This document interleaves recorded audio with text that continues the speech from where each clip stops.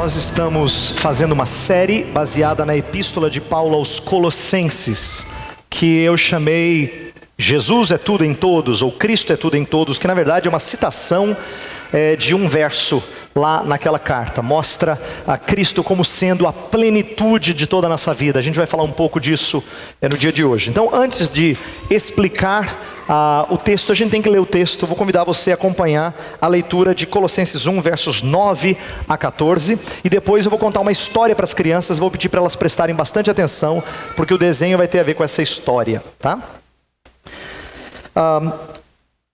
Acompanhe a leitura, Colossenses 1, versos 9 a 14. Por esta razão também nós, desde o dia em que o ouvimos, não cessamos de orar por vós e de pedir que transbordeis de pleno conhecimento da sua vontade, em toda a sabedoria e entendimento espiritual, a fim de viverdes de modo digno do Senhor, para o seu inteiro agrado, frutificando em toda boa obra e crescendo no pleno conhecimento de Deus, sendo fortalecidos com todo o poder, segundo a força da sua glória, em toda a perseverança e longanimidade, com alegria dando graças ao Pai que vos fez idôneos à parte que vos cabe da herança dos santos na luz. Ele nos libertou do império das trevas e nos transportou para o reino do Filho do seu amor, no qual temos a redenção, a remissão dos pecados. O título da mensagem hoje é Súplica por um Cristianismo Pleno. E isso me faz lembrar uma história que eu vou pedir para as crianças prestarem atenção. Uma vez, eu estava numa viagem e eu parei para almoçar junto com o meu pai num restaurante chinês. Alguém já foi em restaurante chinês? Ok. Lá, restaurante chinês normalmente tem uns costumes bem interessantes, mas tinha um que me chamou muito a atenção. Presta atenção, crianças. Eu estava lá comendo a comida e tinha um copo grande de água, e toda vez que eu dava um gole no copo d'água, vinha a garçonete e enchia o copo. Continuava comendo, dava um gole no copo d'água, vinha ela e enchia o copo. No começo eu achei até engraçado, eu queria assim que parasse, porque eu queria terminar o copo, mas eu nunca conseguia terminar o copo de água, porque toda vez que eu bebia água, ela enchia o copo. Acho que fazia parte da imagem daquele restaurante que você nunca tinha o copo vazio, você sempre tinha abundância de água. A ideia era que nunca você ia passar sede, você sempre tinha muita água. Embora vocês, crianças, talvez não gostem muito de copo cheio de água, eu acho que vocês gostam de taça cheia de sorvete. Quando a gente pede sorvete, a gente nunca gosta quando a mãe e o pai colocam só um pouquinho assim, né? A gente fala, coloca mais, né, Pedro? Ou quando a gente pega um saquinho de pipoca, a gente não gosta quando tem pouquinho. Saquinho de pipoca que enche os olhos é aquele que está na borda, assim, ó, está quase caindo a pipoca, não é? Eu vou pedir para vocês desenharem essas duas coisas. Uma taça cheia de sorvete e um saquinho cheio de pipoca, porque hoje o pastor vai falar sobre plenitude de vida cristã. E de como às vezes a gente se contenta com um saquinho com um pouquinho de pipoca, ou com taça com um pouquinho de sorvete, enquanto que a imagem que a Bíblia passa é que a nossa vida cristã tem que ser igual o saquinho de pipoca que já não consegue mais segurar a pipoca de tanto que tem. Ou de uma taça de sorvete que tem tanto que está até escorrendo. Essa é a imagem de vida cristã que Paulo vai passar nesse texto. E tem a ver com o texto que nós lemos na liturgia. Porque a carta de Paulo aos Colossenses, que é a que a gente está estudando, ela faz paralelo com a carta de Paulo aos Efésios. E em Efésios Paulo fala assim, não vos embriagueis com vinho no qual há dissolução, mas enchei-vos do Espírito. Sede cheios do Espírito. A ideia de ser cheio do Espírito tem a ver com o que a gente vai estudar aqui. A ideia de que nós não podemos nos contentar em esvaziar o copo de água. Eu achava que era vantagem. A mulher do restaurante estava tentando me mostrar que não era vantagem esvaziar o copo de água. E na vida cristã nós temos que entender que essa imagem transmite o conceito de quem está transbordante de piedade, de conhecimento da sua palavra, de vida cristã como um todo. Paulo tinha essa preocupação. Inclusive, eu quero lembrar a vocês que já vieram, mas tem gente que está visitando pela primeira vez, tem que entender o que está por detrás dessa carta e por que Paulo está escrevendo. Paulo está preocupado com algumas coisas que estavam acontecendo naquela região, da cidade de Colossos. Tinham mestres que estavam ensinando uma alternativa diferente de vida espiritual. E não que essa alternativa desprezasse Cristo, mas é como se fosse um acréscimo. É como se eles tivessem um outro tipo de líquido para botar no seu copo. Você tem um pouquinho de água, mas eles falam, nós temos um outro mais, é melhor ainda, mata mais a sede do que a água. É a nossa Gatorade espiritual, todo mundo, entendeu? Era como se eles estivessem propondo alguma coisa que não desprezasse a Cristo, mas dissesse que Cristo só não basta. Então Paulo começa a carta dizendo assim, olha, eu agradeço a Deus pelo que vocês têm. E é isso que ele faz dos versos 3 a 8, e foi a última vez que eu preguei em Colossenses e eu expus isso. Eu agradeço a vocês, mesmo vocês sendo crentes inacabados, e nós falamos sobre isso, sobre a importância de a gente agradecer a Deus, mesmo que o cristianismo na nossa vida ainda não seja completo. Mas isso não significa que a gente vai estimular uma frouxidão moral, dizendo assim, o pastor falou que tem que agradecer se eu não estou completo, então tudo bem. Não pode haver contentamento e não estar completo. Aí vem a segunda parte da oração de Paulo. Se a primeira que a gente viu, ele agradece pelo estado em que os colossenses estavam, pelo que Deus já tinha feito na vida deles, agora ele vai suplicar para que eles continuem no caminho que eles já tinham. Agora, tem uma coisa muito interessante sobre isso, eu quero que você preste atenção, vou pedir para você olhar no texto impresso aqui, na ordem de culto. Paulo usa as mesmas palavras e ideias que estão na oração de gratidão, na oração de intercessão. Ele repete as mesmas coisas, os mesmos termos, inclusive no original, no grego, você vê os mesmos termos sendo usados. Então presta atenção, olha o verso 3. O verso 3, se você puder abrir a sua Bíblia, você vai ver o que está no verso 3. No verso 3 está assim: damos sempre graças a Deus Pai. E no verso 12, que está impresso aqui, fala, dando graças ao Pai. No verso 3 fala, nós oramos por vós. No verso 9 fala, eu também não cesso de orar por vós. No verso 6 fala que nós estamos produzindo frutos e crescendo. No verso 10 fala, frutificando e crescendo. No verso 6 fala, desde o dia em que vocês entenderam. E aqui no verso 9 fala que eu oro para que vocês tenham conhecimento, isto é, entendimento. Então meu ponto é mostrar que ele está repetindo algumas palavras de propósito. É mais ou menos assim, então eu agradeço a Deus porque vocês têm fé, amor, esperança. E eu peço que Deus continue a encher vocês de fé, amor e esperança. Eu sei que vocês já entenderam a mensagem do Evangelho, mas não basta, não acabou. Eu quero agora que vocês continuem a entender ainda mais. Eu sei que vocês já creram em Jesus, mas eu quero que vocês creiam mais. Eu sei que vocês já frutificaram, mas eu quero que vocês continuem frutificando. Paulo então vai pedir as mesmas coisas. Parece redundância, mas não é. Porque semelhante à minha experiência no restaurante chinês, de vez em quando a nossa água parece que vai diminuindo. Deus tem que ir lá e preencher o copo. E eu quero que a gente entenda a vida cristã como sendo sempre necessário que nós sejamos enchidos. E aqui a gente percebe que Paulo está tão preocupado com os problemas ao redor de Colossenses, que ele intercede para que eles continuem crescendo. E aqui tem duas razões por essa intercessão, e eu quero ilustrar e aplicar isso para a nossa vida. Duas razões que estão implícitas em Paulo e valem para a gente também. A primeira, como eu já deixei claro, são os perigos da vida cristã. Assim como os Colossenses tinham perigos, vocês também têm, eu também tenho. Nós corremos risco, por exemplo, de começar a pensar como o mundo pensa na hora de nós tomarmos decisões, de termos padrões humanistas. Você pode começar a ter padrões de vida que são ímpios, que são assim sujos, porque você se acomoda a ele. Você também corre o risco de desanimar em face das tribulações ou diante das tribulações. Então tudo isso são perigos que você e eu corremos. Então Paulo, e assim como eu e você, temos que orar, Senhor, continua a nos dar aperfeiçoamento. Essa é uma razão que nos leva a orar por isso. Mas a segunda, e eu estou mais preocupado com essa hoje, porque eu acho que esse é um problema que nos contamina e tem sido uma questão aplicável. É que orar por crescimento, é o curso natural da vida cristã. É o curso natural da vida cristã. O que eu quero dizer com isso? É que os colossenses deveriam continuar crescendo e nós também. Mas por que eu estou preocupado com isso? Porque eu sinto que alguns de nós parece que têm pouca vontade de crescer. Alguns de nós têm um certo contentamento em permanecer como está. Ninguém afirma isso, mas a maneira como a gente age demonstra isso. Ninguém diz, não, pastor, eu não quero aprender mais nada. Mas a gente demonstra isso pela forma como a gente anda. Por exemplo, essas pessoas, você não percebe fome e sede de justiça. Jesus fala isso. Bem-aventurado que tem fome e sede, não é assim vontade de comer. É fome e sede, é carência dessas coisas.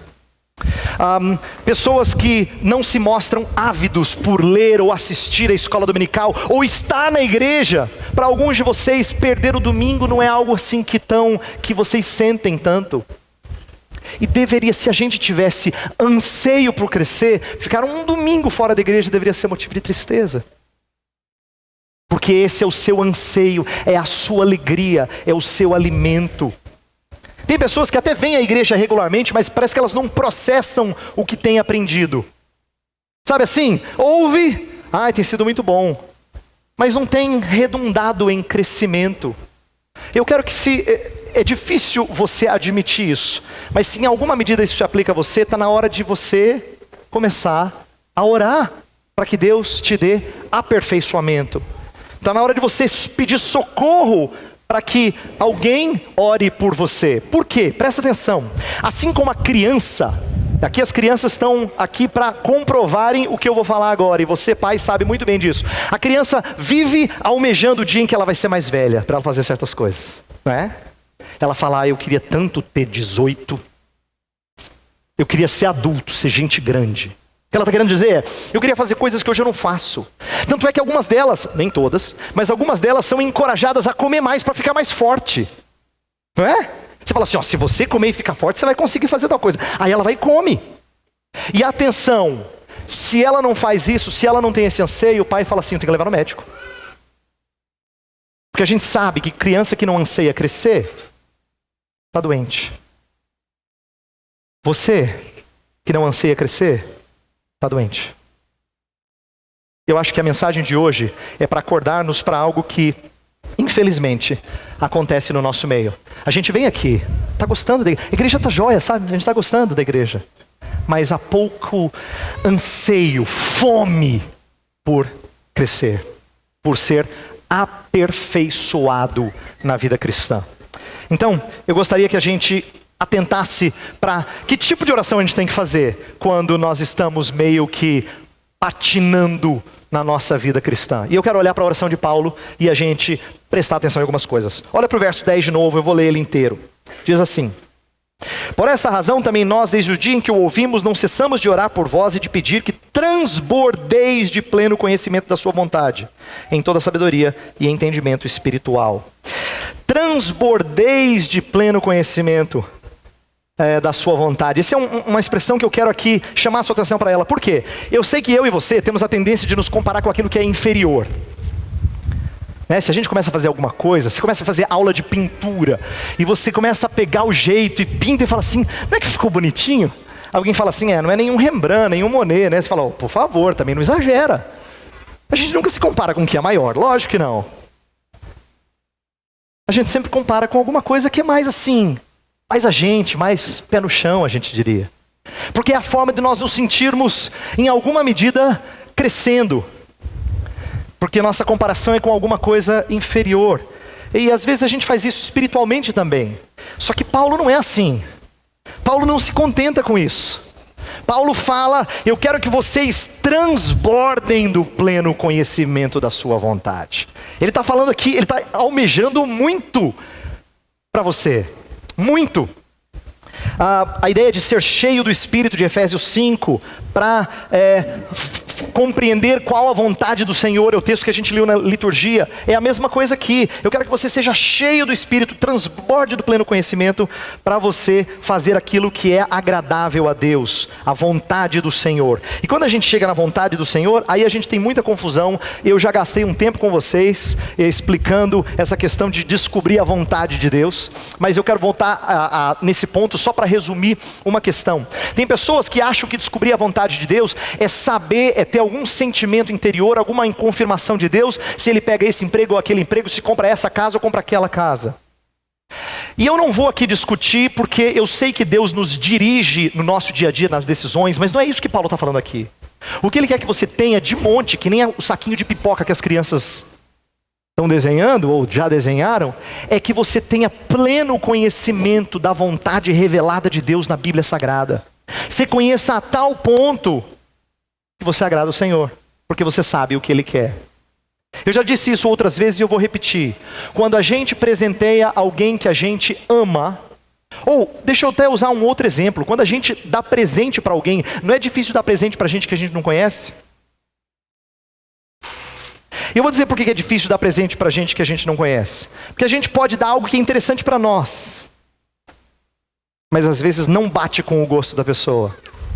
O normal deveria ser presentear quem eu amo, porque eu sei o que ele gosta. Eu o conheço, eu a conheço. E você só consegue agradar o Senhor se você o conhece. Então o texto fala assim, que você seja cheio, pleno do conhecimento de Deus, para você, da vontade de Deus, para você fazer aquilo que agrada a Ele. E aqui a ideia de ser cheio, de novo, eu vou repetir isso durante a mensagem, é passivo, é algo que Deus faz em você. Deus é quem tem a jarra na mão e enche o seu copo e o meu copo. É Ele que tem. Mas Ele pede a Deus que faça isso. E o contexto, como eu falei, dos Colossenses é um contexto de falsos mestres. Mestres que vinham ensinar uma espiritualidade alternativa e Paulo falou, olha, não sejam assim. Sejam cheios apenas da vontade de Deus, não da vontade de homens. Não de conhecimento vindo de homens. Aqui agora eu preciso dizer algo que alguns evangélicos e alguns cristãos em geral, infelizmente acreditaram, e isso é ruim. Alguns de nós acreditaram numa divisão entre doutrina e prática.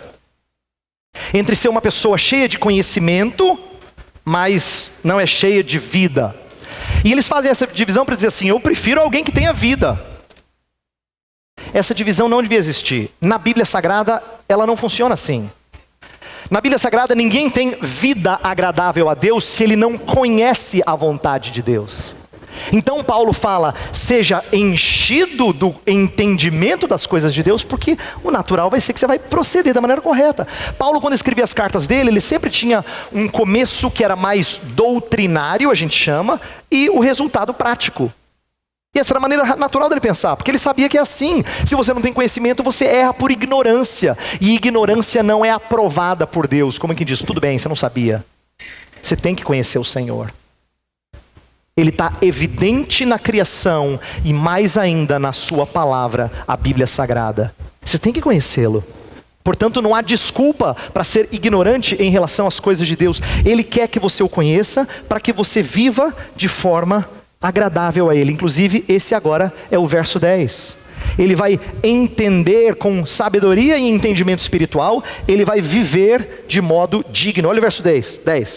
A fim de viverdes de modo digno do Senhor, para o seu inteiro agrado. A ideia é que ele anda de forma que combina com o caráter de Deus, porque ele sabe o que Deus gosta, então ele anda em conformidade com isso. Aqui, a ideia de modo digno, tem uma figura que eu vou pedir para as crianças fazerem um desenho aí. No espaço que sobrar na sua folha, eu vou pedir para as crianças fazerem o seguinte desenho. Crianças, vocês conhecem aquela balança que tem um prato de um lado e um prato de outro? Você já viu em desenho assim, que tem um prato de um lado e um prato do outro, e aí tem a correntinha que segura os pratos, e aqui em cima uma haste, né, um pedaço assim de ferro, que é o que segura os dois pratos. A ideia da balança é você equilibrar. Balança não tem utilidade nenhuma se ela está assim, ou se ela está assim. Então quando Paulo fala assim, a fim de viverdes de modo digno, ele está dizendo que seja assim, que haja equilíbrio entre a vontade de Deus e a maneira como você anda. Eu vou pedir para as crianças desenharem uma balança, só que desenhe ela equilibradazinha assim, porque é assim que Paulo espera que a nossa vida seja, igual uma balança que combine com aquilo que a vontade de Deus nos coloca. E Paulo, na verdade, vai terminar o seu texto explicando como é que isso acontece. E agora eu quero que, tendo ouvido a principal ordem de Paulo, que é, eu quero que vocês transbordem do pleno conhecimento da vontade de Deus, para viverem de modo digno, para o seu inteiro agrado. Essa é a ordem principal da passagem. Agora ele vai passar o resto da passagem explicando para você como é que isso acontece. E ele usa 4 gerúndios, presta atenção. Se você olhar para o verso 10, fala assim: frutificando, depois crescendo, depois no verso 11, sendo fortalecidos, e no verso 12, dando graças. Está vendo? Está tudo no gerúndio, tá? Tudo no gerúndio, que no grego seria o particípio. E o que isso significa? Todas essas coisas explicadas até o final do texto é a maneira como você vive de modo digno do Senhor. Como é que você vive de modo digno do Senhor? Então vamos olhar para os 4 particípios e pensar neles um pouquinho. Primeira coisa, frutificando. E frutificar aqui tem a ver com estar enraizado em Cristo Jesus. Jesus falou: se você não está em mim, nada você pode fazer. Nós não somos plantinhas autônomas. Alguns de vocês têm a impressão de que você vem para a igreja regar você. Mas você é uma plantinha que você está dando fruto. Não. Você tem que vir para a igreja para ser enxertado na planta. Você é apenas um galinho, fora dele você está morto. Quando você é enxertado na planta, sabe quando, em alguns casos, a planta consegue absorver isso, né? E ela começa a jogar nutrientes e o galinho volta a viver. E ele dá frutos. A ideia é que eu e você temos que ser enxertados na pessoa de Cristo Jesus para que a gente frutifique. E se não está vindo seiva de Cristo, você não frutifica. Então a ideia é que nós estejamos participando das bênçãos da comunhão cristã e produzindo fruto. Porque Jesus Cristo diz que se você não está, Ele corta fora. Se você não produz fruto, Ele corta fora. Então a ideia é que nós somos criados para produzir frutos, para que Cristo Jesus seja bem visto. É bom que você entenda uma coisa. Quando eu e você saímos deste lugar e dizemos para qualquer pessoa que nós somos cristãos, você carrega uma reputação, quer você goste, quer não. Uma reputação de, vamos ver se ele anda como Jesus Cristo anda.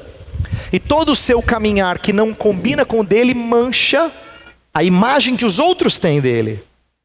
Então quando fala assim, frutificando em toda boa obra, faz-me lembrar daquela passagem em que Jesus disse que nós temos que fazer boas obras para que as pessoas olhem para nós e deem glória ao Pai. A sua vida tinha que despertar louvor nos outros. Aí você ouve isso e fala: mesmo, pastor? Mesmo. A sua vida tinha que despertar louvor nos outros. É verdade. Tinha que ser assim. Pode parecer utópico, mas Paulo acha que não é utópico. Ele está exortando para que isso aconteça. Que haja frutos a tal ponto que as pessoas glorifiquem a Deus. Essa é a ideia. De que nós somos transformados a tal ponto que as pessoas ficam impactadas com o que Deus pode fazer na vida de alguém. Segundo gerúndio que está aí é o crescendo no pleno conhecimento de Deus. Crescendo no pleno conhecimento de Deus. Na verdade, no original, ele está na voz passiva. Sendo edificados. A ideia é de que Deus é o construtor. E Ele está montando o predinho seu. Né, o seu predinho. Ele está construindo você. Não é você que constrói a si mesmo, mas Deus é quem constrói você. Lembra que eu falei frequentemente no texto, Deus é que tem a jarra na mão. Você é passivo nessa construção. Só que é importante que você entenda o porquê que você tem que crescer no conhecimento de Deus. Me faz lembrar de uma história na Bíblia muito conhecida. Você já deve ter ouvido falar de Jó, mesmo que você tenha pouco tempo de vida na igreja. Tanto é que a gente usa uma expressão no nosso dia a dia de que fulano tem paciência de Jó. Essa é uma expressão que vem da história bíblica. Por quê? Porque Jó é alguém que sofreu muito e ainda assim não abandonou o Senhor. Teve suas lutas, mas não abandonou o Senhor. A gente olha para isso e admira Jó. E existe algo admirável, mas o próprio Jó no final da história não se admira. Sabe o que ele fala no finalzinho da história? Ele fala assim: Senhor, eu achei que eu te conhecia, mas eu conhecia só de ouvir falar. Hoje os meus olhos te veem. Hoje eu te conheço. Isso que me encanta em Jó.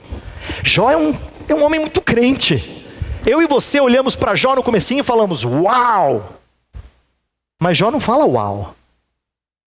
Jó chega no final e fala assim: Senhor, agora eu estou entendendo. Hoje eu sinto que eu entendo o Senhor melhor. Por quê? Porque ele foi edificado no conhecimento de Deus. Ele foi edificado, ele cresceu fundamentado nesse conhecimento de Deus.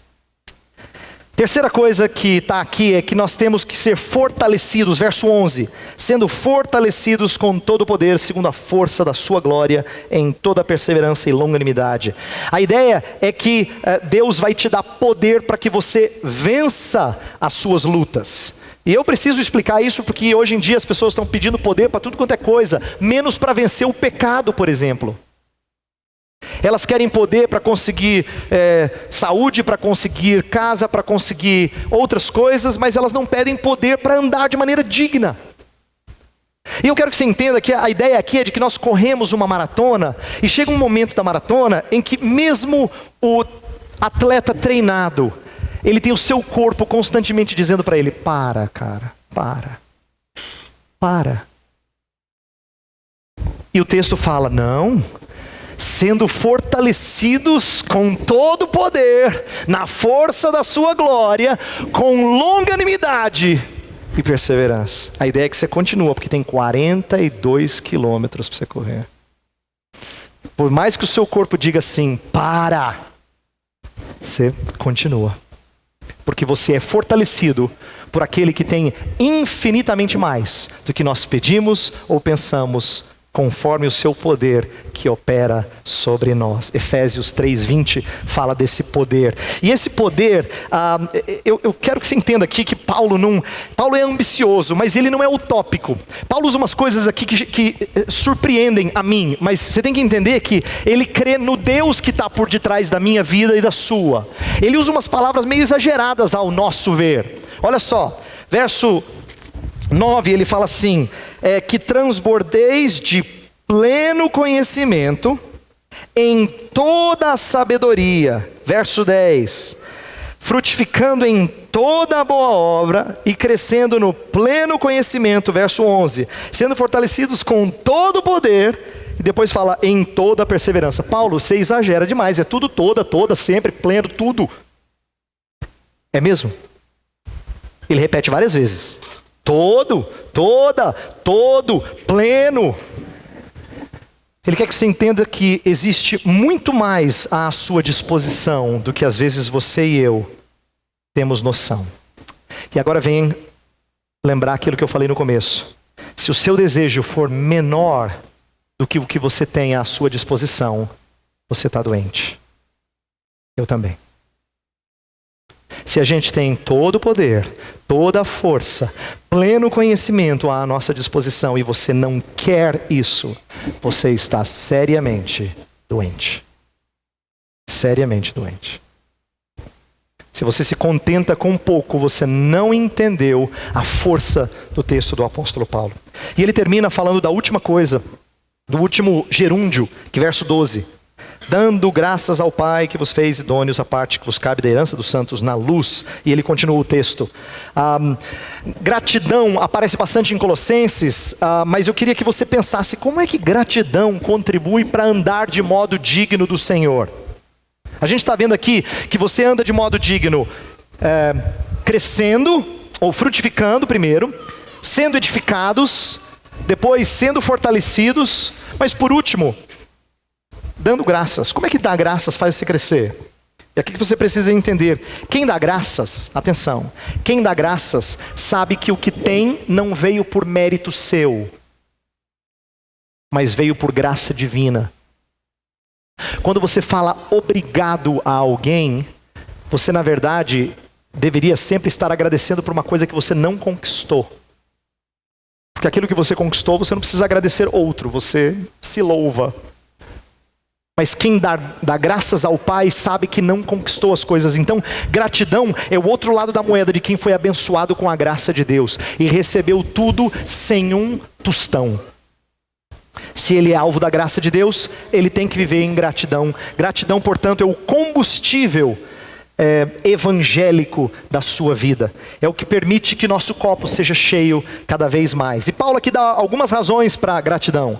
Ele fala da herança, a herança que nos foi dada. Ele fala da libertação, verso 13. Ele nos libertou do império das trevas. Fala do transporte, nos transportou para o reino do Filho do seu amor. E fala da redenção, verso 14, no qual temos a redenção, a remissão de pecados. Eu vou explorar esses textos na próxima mensagem, versos 13 e 14, então eu não vou falar deles delongadamente agora. Mas a ideia é que Paulo está agradecendo a Deus por tudo aquilo que Deus fez. E que a gratidão pelas coisas passadas são combustível para a maneira como ele vive hoje. Para as coisas que ele antecipa, vai receber, mas a maneira como ele vive hoje é motivada por aquilo que ele já ganhou. Então, eu quero concluir explicando o que Paulo está nos dizendo aqui. E por que eu pedi para as crianças desenharem taça de sorvete, saquinho de pipoca cheio. Porque a ideia é que a gente devia olhar para essas coisas com desejo. Como as crianças olham para o sorvete ou para a pipoca. E Paulo está te dando uma imagem de como é que você tem que ser cheio do conhecimento de Deus. Eu e você tínhamos que aprender a suplicar para um cristianismo pleno. É uma pena que o nosso país seja marcado por pessoas que são evangélicas, mas se contentam com tão pouco. Tão pouco. Certa vez eu ouvi um autor famoso no meio cristão, você conhece, C.S. Lewis, contando uma ilustração que me marcou. C.S. Lewis falou assim: as coisas que Deus tem reservado para nós na eternidade são tão especiais, mas infelizmente as pessoas não pegam quão especiais elas são. Então, eles são igual um menino que é convidado para passar um final de semana numa praia, mas ele se contenta em fazer bolinho de areia na favela. Deus nos convida a passar o final de semana numa praia paradisíaca. E tem alguns de nós que preferem ficar na favela, fazendo bolinho de areia. É por isso que Paulo suplica. Eu não cesso, eu não termino, eu não paro de orar por vocês. Para que Deus aperfeiçoe vocês. Para que Deus traga a vocês contínuo crescimento. Essa vai ser a minha oração por você e por mim. Porque eu sinto que nós frequentemente nos contentamos com o estágio em que nós chegamos. Ou com aquilo que nós temos recebido. Falta fome por crescimento. Falta desejo por mais. Alguns de nós têm ficado naquilo por um bom tempo. Isso é muito doentio. Eu vou orar pela sua doença e pela minha. Feche os seus olhos. Senhor, temos uma bela oração nesse texto. Uma súplica por um cristianismo pleno. A verdade é que o Senhor tem essas coisas à nossa disposição e nós não temos aproveitado delas. E nós pedimos perdão por isso. Se temos sido marcados por gente que fica na mesma, que já há muito tempo está na igreja, mas parece não crescer no conhecimento do Senhor, pedimos perdão, Senhor. Está na hora de nós mudarmos. Se nossa vida tem caminhado em pecados e não temos conseguido vencê-los, está na hora de mudar. Está na hora de sermos enchidos do teu poder. Sermos edificados pelo Senhor com o teu conhecimento. De frutificarmos em toda boa obra, de darmos graças com alegria. Ó Pai, ajuda-nos a andarmos de modo digno do Senhor. Afinal de contas, nós carregamos o teu nome em nossa vida, em nosso peito. Portanto, tem que haver um desejo nosso de sermos agradáveis a Ti. Se isso não tem acontecido, não tem sido nosso alvo, pedimos não só perdão, mas renovação. Que o Senhor nos chacoalhe nessa manhã e nos dê desejo por crescer. Desejo por sermos aperfeiçoados na caminhada cristã. Senhor, alguns de nós já receberam coisas boas no passado, mas têm deixado essas coisas boas de lado.